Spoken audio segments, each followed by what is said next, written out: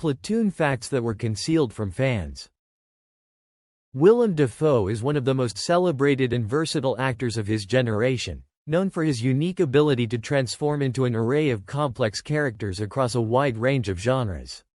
Born on July 22, 1955, in Appleton, Wisconsin, Dafoe's real name is William James Dafoe, but he adopted the more distinctive Willem during his teenage years. Growing up in a large family, he was one of 7 children, and his upbringing was influenced by a strong sense of independence, creativity, and self-discovery. He showed an early interest in performance, participating in high school plays and experimenting with film projects. His passion for acting only grew stronger as he realized it provided an outlet for his natural energy and creativity. Dafoe's journey into acting began in earnest when he attended the University of Wisconsin-Milwaukee, where he studied drama. However, in true Dafoe fashion, he sought something more challenging and immersive than the traditional academic route could offer. After a short time at university, he left to join the experimental theater scene, which aligned more closely with his desire for creative freedom and boundary-pushing roles. Dafoe found his way to New York City in the mid-1970s, where he joined the avant-garde theater company the Wooster Group. This collaborative and unconventional company would become a major influence on Dafoe's artistic development. It allowed him to hone his craft, experiment with physicality and performance, and gain a deeper understanding of the emotional and psychological complexities of characters. Dafoe's first foray into film came in 1980, but it was not until 2 years later, with the release of The Loveless, 1982, that he truly began his ascent in Hollywood. His portrayal of a moody, leather-clad biker in this gritty film was a prelude to the kind of intense, boundary-pushing characters he would continue to portray throughout his career. It wasn't long before Dafoe received wider recognition for his talents, with his breakthrough role coming in 1986 when he was cast as Sergeant Elias in Oliver Stone's Vietnam War drama Platoon.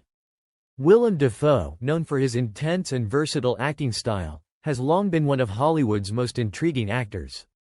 His role in Oliver Stone's Platoon, 1986, is one of his most iconic, earning him widespread acclaim and a nomination for the Academy Award for Best Supporting Actor.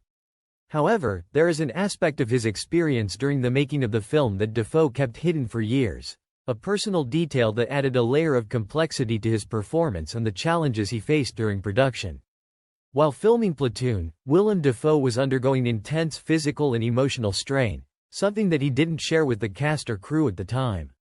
Dafoe had been dealing with a difficult personal situation, which he chose not to reveal while immersed in the chaotic and emotionally draining environment of the film.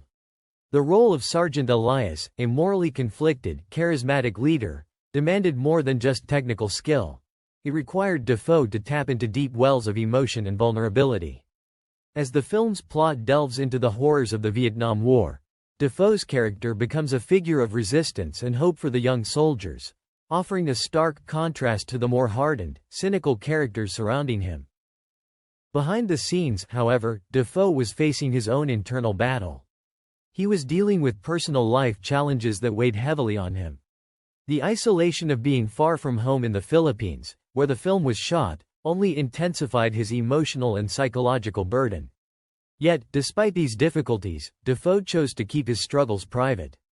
He believed that revealing these personal issues might interfere with his focus and ability to perform. This decision to remain tight-lipped about his hardships ultimately had a profound impact on his acting. Dafoe channeled his internal conflict and emotional distress into his portrayal of Elias, creating a character whose vulnerability, bravery, and humanity resonated deeply with audiences. In addition to personal issues, Dafoe also had to contend with the physical toll of shooting a war film in the jungle. The demanding conditions of the Philippine location took a significant physical toll on the entire cast, but Dafoe pushed through, determined to give his best performance. He performed many of his own stunts and endured grueling days in the heat and humidity, navigating through dense jungle and engaging in combat scenes that were not only physically demanding but also emotionally charged. Despite the hardships, Dafoe's commitment to authenticity and realism in his portrayal of a soldier on the front lines of war made his performance stand out.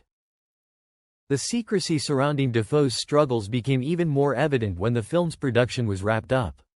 While the intense camaraderie between the cast was undeniable, Dafoe did not openly discuss the personal challenges he faced during the shoot.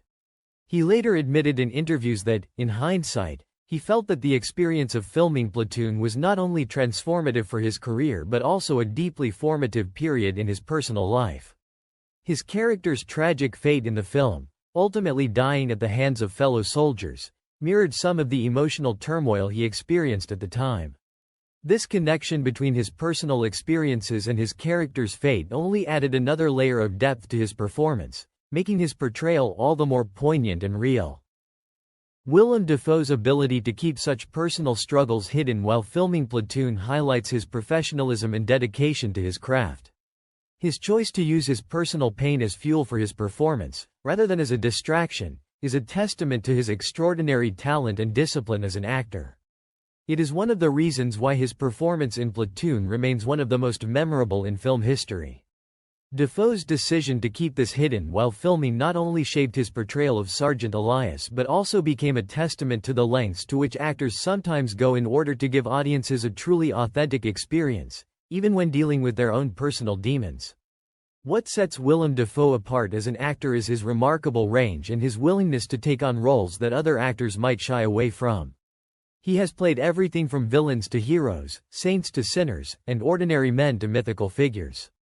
He is one of the few actors capable of convincingly portraying both deeply sympathetic characters and grotesque, menacing figures. Dafoe's physicality and unique facial features lend themselves well to villainous roles, but he is careful not to be typecast. For instance, his performance as the merciless Green Goblin in Spider-Man 2002 is iconic in its intensity and over-the-top malevolence, while his quiet, introspective portrayal of Vincent van Gogh in At Eternity's Gate 2018 showed his ability to convey vulnerability and emotional depth. Dafoe's choice of roles often leans toward characters who exist on the fringes of society or who grapple with moral ambiguity. In The Last Temptation of Christ 1988, he played Jesus Christ, a portrayal that was both controversial and groundbreaking for its humanizing depiction of the spiritual figure. Dafoe's ability to take on such challenging roles speaks to his courage as an actor. He is not afraid to push boundaries, whether in historical epics, psychological dramas, or experimental films. Dafoe has worked with an impressive range of directors, including Martin Scorsese, David Lynch, Wes Anderson, Lars von Trier, and Abel Ferrara, each of whom has praised his commitment to the craft and his willingness to go to extremes to embody his characters. Dafoe's career is peppered with critically acclaimed performances that have earned him multiple nominations and awards. Besides his Oscar-nominated turns in Platoon, Shadow of the Vampire 2000, The Florida Project 2017, and At Eternity's Gate, he has received recognition from major film festivals and institutions worldwide. His collaborations with director Lars von Trier, in particular, are renowned for their intensity, with Dafoe starring in the controversial and haunting films Antichrist, 2009, and Nymphomaniac, 2013. These roles demanded both physical and emotional endurance, but Dafoe's commitment to challenging himself has always been a hallmark of his career. Beyond the accolades, Willem Dafoe's contribution to cinema lies in his ability to take risks and redefine what it means to be a character actor in Hollywood. He has resisted the typical path of the leading man, instead choosing projects that offer depth, complexity, and sometimes darkness. Dafoe has said that he prefers roles that challenge him to explore different facets of the human experience, whether through psychological torment, existential doubt, or intense physical transformation. This daring approach has made him a favorite of both auteurs and audiences who appreciate thought-provoking, unconventional films. Despite his fame, Dafoe has maintained a reputation for humility and professionalism on set. Colleagues often speak of his collaborative spirit and his willingness to immerse himself fully in a role, no matter how small or bizarre the part may seem. Whether he's acting in a blockbuster or an independent arthouse film, Dafoe brings the same level of commitment and passion to his work. Away from the screen, Willem Dafoe leads a relatively private life. He has been married to Italian filmmaker Giada Colagrande since 2005, and the couple frequently collaborates on artistic projects.